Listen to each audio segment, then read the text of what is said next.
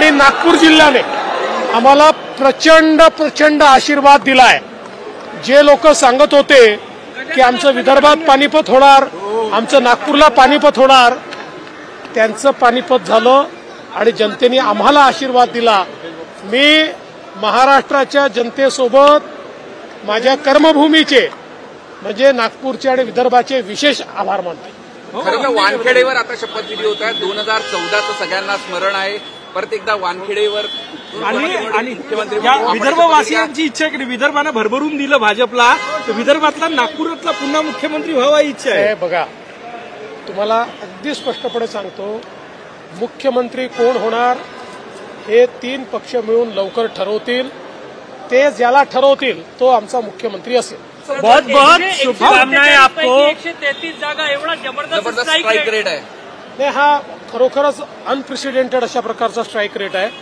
ते मी मगाशी देखील म्हटलं की असं म्हणतात की भगवान और जनता जब देती है तो छप्पर फाड़ के देती है, तसं छप्पर फाड़ के दिले। काँग्रेसचे दिग्गज नेते पराभूत झाले। बाळासाहेब थोरात, नाना पटोले 200-300 मतांना पुढे आहे। कसं बघता याच्याकडे? मला असं वाटतं की एक प्रकारे लोकांनी हा इशारा दिला आणि महाविकास आघाडीला विशेषतः इशारा दिलाय। ज्या प्रकारे त्यांनी आम्हाला टार्गेट केलं, व्यक्तिशः मला केलं, माझ्या परिवाराला केलं, भारतीय जनता पक्षाला केलं आणि आमच्या महायुतीला केलं, ज्या प्रकारे हे टार्गेट त्यांनी केलं, माझं मत आहे की जनतेने त्याचं उत्तर दिलेलं आहे। अशा प्रकारचं टार्गेट करणं हे जनतेला आवडत नाही। संजय राऊत पुन्हा ईव्हीएमचं नाव घेत आहे। जाऊ द्या, काही लोक बोलत असताना मी त्याच्यावर कधीच उत्तर देत नाही, कारण मगाशी आमचे प्रसाद लाड म्हणाले की काही लोक गांजा पिऊन बोलतात, मी तसं म्हणणार नाही। देवेंद्र जी, एक बहुत बड़ी आपण ओपनिंग बॅट्समन म्हणून जबरदस्त स्ट्राईक रेट केला, पण कॅप्टन बावनकुळे पण होते, त्यांच्या 100% या टीमचे कॅप्टन बावनकुळे होते। बावनकुळेंनी पायाला भिंगरी लावून गर गर गर गर ते पूर्ण महाराष्ट्र फिरले, संघटन उभं केलं, प्रसंगी 4 शिव्या खाल्ल्या, 4 लोकांना शिव्या दिल्या, सगळं केलं। पण मला असं वाटतं की निश्चित या श्रेयामध्ये एक मोठा वाटा बावनकुळे साहेबांचा आज दिल्लीला सर, सागर बंगले से वर्षा बंगले पर कब तक पहुंच रहे हैं आप? क्या आप अपना बंगला शिफ्ट करेंगे? मैं दोपहर में ही वर्षा बंगले पर गया था और हमारे मुख्यमंत्री जी का मैंने स्वागत किया, अभिनंदन किया और हमने वर्षा बंगले पर एक प्रेस कॉन्फ्रेंस भी की है। सागर और वर्षा का नाता है, आप चिंता मत। अगले 5 साल वही रहेंगे? अगले 5 साल वर्षा में रहेंगे क्या?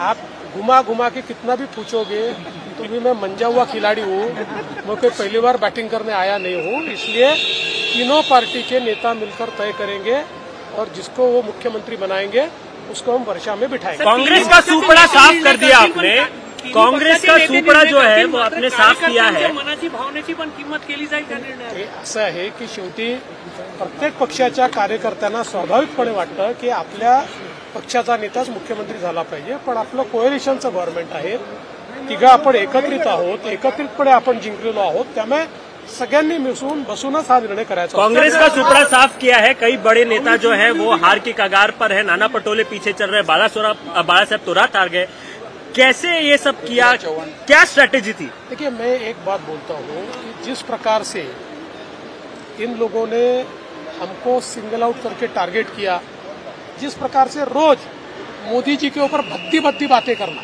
भद्दी, ये सारी चीजें लोगों को पसंद नहीं आती। लोगों का मोदी जी पर विश्वास है, प्रेम है, लोगों ने हमारा काम देखा है। बीजेपी को जैसे सिंगल आउट किया, मुझे जैसे single out KIA, Modi ji को सिंगल आउट किया और रोज इतनी गालियां बकना, तो लोगों ने इसके रिएक्शन दिए। आरएसएस की कितनी अहम भूमिका रही इस मामले में? मैं ऐसा कहूंगा कि राष्ट्रीय विचारों की जितनी संगठनाएं हैं, हमारी सबकी मातृ संगठना तो आरएसएस ही है, लेकिन राष्ट्रीय विचारों की जितनी संगठनाएं हैं उन सारी संगठनाओं ने ये जो एक नरेटिव बिल्ड किया था एनार्किस्ट, इस प्रकार का अराजकता पूर्ण जो नरेटिव था उसको ब्रेक करने का काम उन्होंने किया। लाडकी बहीण तुमच्या